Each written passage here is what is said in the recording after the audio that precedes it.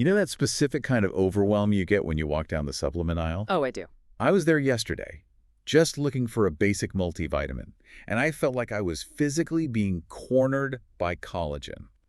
I mean, it was everywhere. It is aggressive, isn't it? It's relentless. I saw it in protein bars, face creams. I saw collagen water, which I didn't even know there was a state of matter collagen could exist in. Right. And the promises on these labels are just biblical. We're talking erases wrinkles, rebuilds knees, eternal youth. But then you look at the price tag, which is usually somewhere between expensive and exorbitant. And you have to ask, is this actually doing anything? Or am I just buying really expensive dust? That is the billion-dollar question. Yeah. And frankly, a lot of people are just buying expensive dust. How so? Because they're buying the wrong kind, or they're taking it the wrong way, or they just don't have the right expectations. Well, that is exactly why we are doing this deep dive today. Right. We are stripping away all that shiny packaging, and we're looking at the biology. Yep. We're working from this really comprehensive guide. It's titled Dietary Supplement Collagen, a comprehensive guide to types, benefits, dosage, and safety. It's from Ingredientsage, dated February 7th, 2026. And what I love about this particular report is that it doesn't pull any punches. It looks at the manufacturing, the supply chains, and the hard data from the last couple of years, from 2024 through 2026. Right. It really separates the marketing fluff from the actual molecular biology. So our mission is pretty simple. We're going to figure out what this stuff actually is, whether it works for your skin and joints, and this is the part I really want to get to, how to read the labels so you don't get ripped off. So important. Because apparently there's a massive difference between what's in a cheap tub and what's in a clinical one. Oh, a huge difference. We need to talk about the alphabet of collagen types, the whole vegan myth. Right. And why, if you aren't taking vitamin C with it, you might as well, not be taking it at all. Okay, let's start at the bedrock then. What actually is collagen? I know it's a protein, but I feel like protein is such a broad category. It is. Think of collagen as like the scaffolding of the human body. It's the most abundant protein you have. The most abundant. By far. It's Yeah. the glue holding your skin, bones, muscles, tendons, ligaments, all of it together. If you removed all the collagen from your body right now, you would essentially just melt into a puddle on the floor. Vivid image. Thank you for that. But here's the disconnect for me. If I eat a steak, I'm eating protein. My body breaks it down. So why do I need to take a specific collagen supplement? Can't I just eat a burger and let my body sort it out? That's a great question. And the difference lies in the specific amino acid profile. Okay. Collagen is incredibly rich in 3 specific amino acids: glycine, proline, and hydroxyproline. These are the specific twisted ropes that make up your connective tissue. A steak, which is muscle meat, it just doesn't have the same concentration of those. So with the supplement, you're getting a very specific toolkit. A specialized delivery system, exactly. But the source material makes a big deal about the form it comes in. You can't just chew on a cow tendon and expect glowing skin. Right. Exactly. Native collagen, like the gristle on a steak, is a massive, tough molecule. Your body is terrible at digesting it. It passes right through you. Yeah. That's why the supplement world uses hydrolyzed collagen peptides. Hydrolyzed. That's the buzzword I see on every single tub. So break that down for us. Hydrolysis is basically pre-digesting the protein.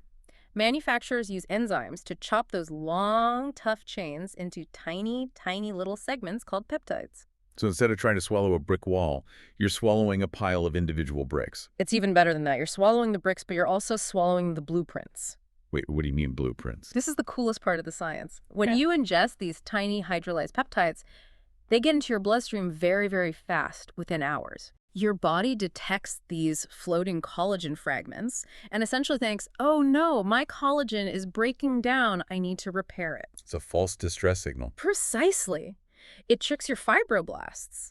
Those are the cells that make collagen into kicking into high gear. Wow. So you aren't just providing the raw material, you are actively signaling the construction crew to get to work.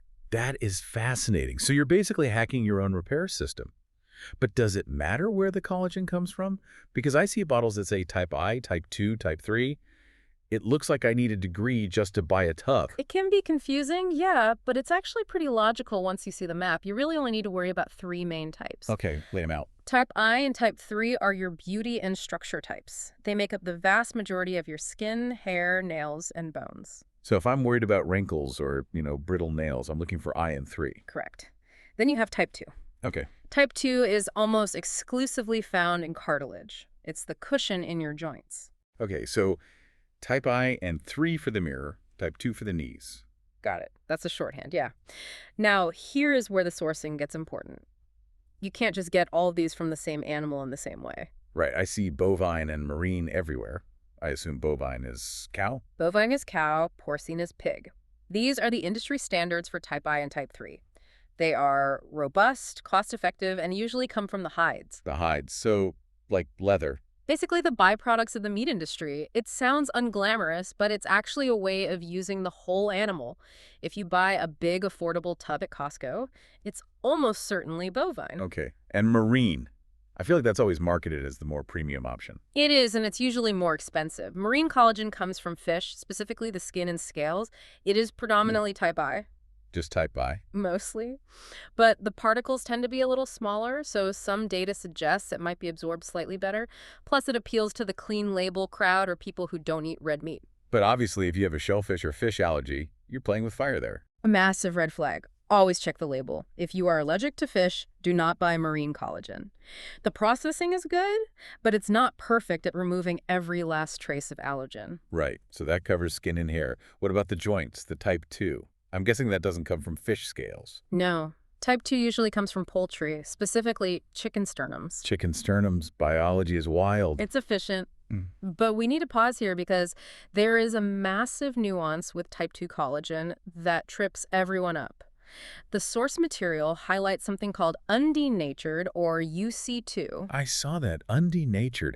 How is that different from the hydrolyzed stuff we just talked about? I thought we wanted it hydrolyzed so we could absorb it. For skin, yes. For joints, maybe not. Remember how hydrolyzed collagen is chopped up into tiny bits? Yeah. Undenatured means the structure is preserved. They keep the triple helix shape of the protein intact. But you just said we can't digest that.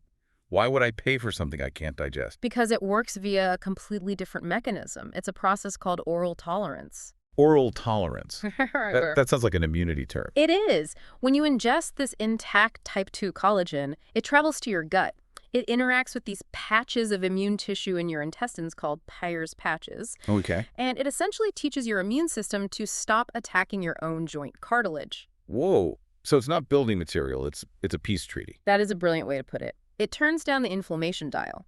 So if you are buying a supplement for joint pain and you see undenatured type 2 on the label, the dose will be tiny, like 40 milligrams. 40 milligrams. Versus the 10 grams you might take for skin. That is a crucial distinction. Yeah. So if I bought the big powder meant for skin and took a tiny pinch, it wouldn't do anything for my joints through that mechanism. Zero. Nothing. Yeah. You'd need the specific undenatured form. This is why reading the label matters so much. You have to know what you're trying to fix. Okay, so we have our signaling peptides for skin and our peace treaty protein for joints.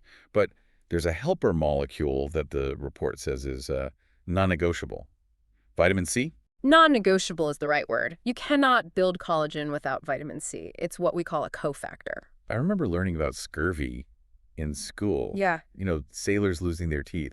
Was that just a collagen failure? That is exactly what scurvy is. Without vitamin C, your body can't perform a process called hydroxylation. It can't cross-link the collagen fibers. So what does that mean? The fibers are weak and unstable. Your tissue literally falls apart. That is terrifying. So if I'm taking my expensive collagen powder, but my diet is trash and I have no vitamin C. You are spinning your wheels. The enzymes that rebuild the collagen, they won't work. You're delivering all the bricks, but the workers are on strike. That explains why so many brands add vitamin C directly to the powder. I just thought it was for flavor. No, it's strictly functional synergy. If you don't see vitamin C on the label, make sure you're drinking it with orange juice or taking a multivitamin. Okay, let's get to the part everyone is waiting for. The evidence. We've got data from 2024 to 2026 here. Does this stuff actually work, or is it just the placebo effect with really good branding? Let's start with the skin benefits. The verdict for skin is positive, but we need to manage expectations. Manage them. Am I going to look 25 again? Probably not. But what the meta-analyses, the big studies of studies consistently show are improvements in skin elasticity and hydration. Okay. The skin holds moisture better. It snaps back a little faster. Modest was the word the report used. Right. It's measurable, but it's not a facelift. And here is the kicker. The timeline. Let me guess. It doesn't happen overnight. Try 8 to 24 weeks. You are looking at 2 to 6 months of daily consistency before you see the full benefit. That's a serious commitment. You can't just drink a shake for a week and then say, this doesn't work. Exactly. And there is another factor the report mentions that I found fascinating, which is baseline dependency. What does that mean? It means the people who see the best results are the ones who started with the worst collagen. So if you're 22 and you have perfect skin, this isn't going to do much. You will likely see zero difference.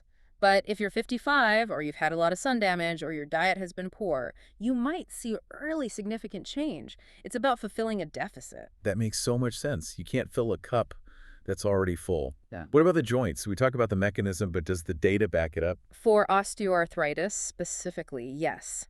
The evidence shows small to moderate reductions in pain and stiffness. It improves function. Again, small to moderate. Correct.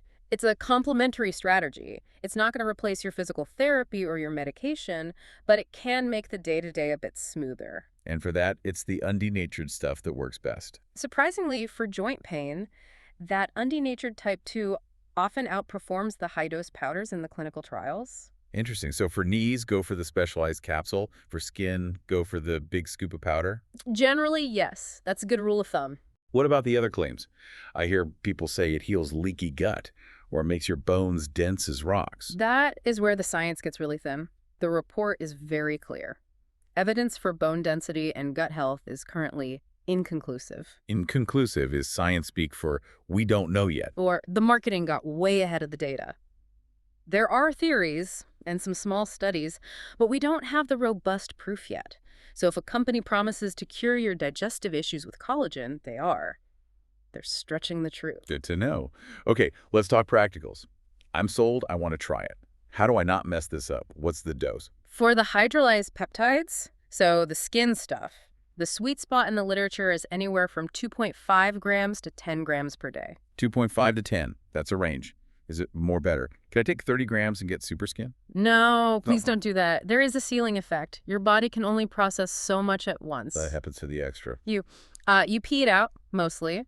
But before that, you'll probably experience the protein bloat. Oh, I've heard of this, the stomach ache. Yeah, collagen is a heavy protein. Yeah. If you go from 0 to 20 grams overnight, your gut is going to rebel. You get bloating, fullness, heaviness.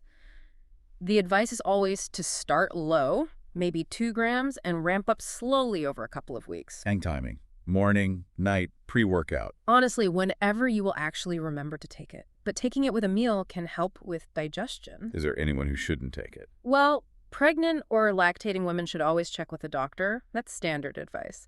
But there is a specific note in here about blood thinners. Really? There's potential interaction with anticoagulants. It's rare, but if you are on heart medication, you absolutely need to clear it with your clinician first. Okay, so we're at the store. I'm holding a tub.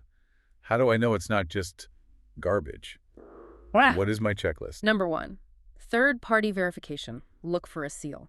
USP, NSF, informed choice, something like that. Why is that so critical? Because the supplement industry is the Wild West. It is very, very loosely regulated. A seal means an outside lab actually tested what's in the bottle to make sure it contains what it says it contains. And that it's clean. And that it's free of heavy metals and contaminants. Yeah. Okay, seal of approval. Check. What else? Specificity.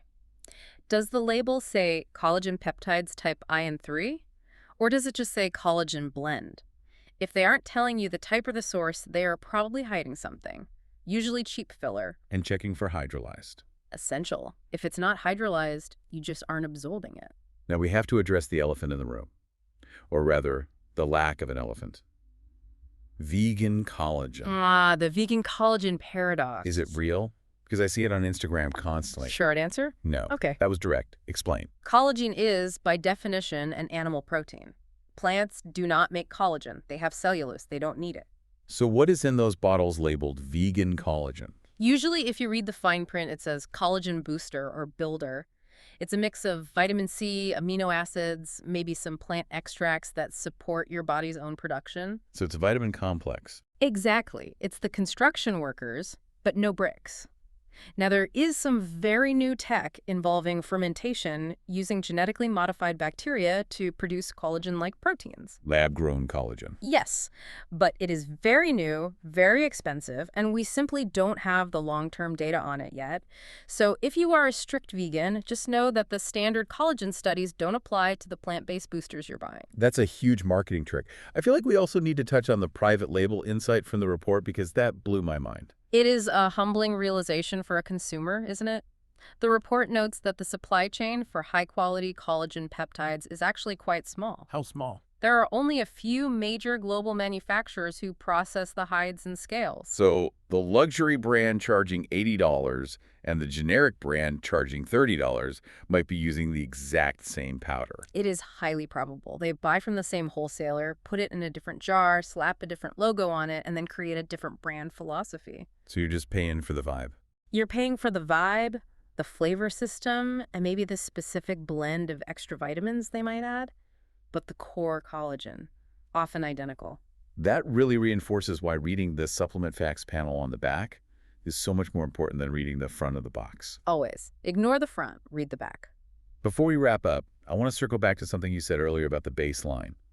The idea that collagen works best for people who are already deficient. That's the most important takeaway, I think. It makes me wonder, is collagen supplementation actually just a litmus test for our modern diet? Like, if we were eating nose to tail, eating the skin, the broth, the gristle, would we even need this? That is a very provocative thought. Modern diets are so heavy on muscle meat steaks, chicken breasts. We've stripped away all the connective tissue that our ancestors used to eat in stews and broths. So we created a collagen deficit by being picky eaters, and now we're buying it back in a $50 tub. We are essentially supplementing our way back to a traditional nutrient profile. Well, that is something to chew on while you sip your peptide smoothie. Indeed. So the verdict, it's not magic, but it's not nothing. Check your labels for hydrolyzed, look for the types you need, make sure vitamin C is invited to the party, and give it a few months to actually work. And don't fall for the vegan label without reading the fine print. Solid advice. Thanks for listening to The Deep Dive. Stay curious, read those labels, and we'll catch you on the next one.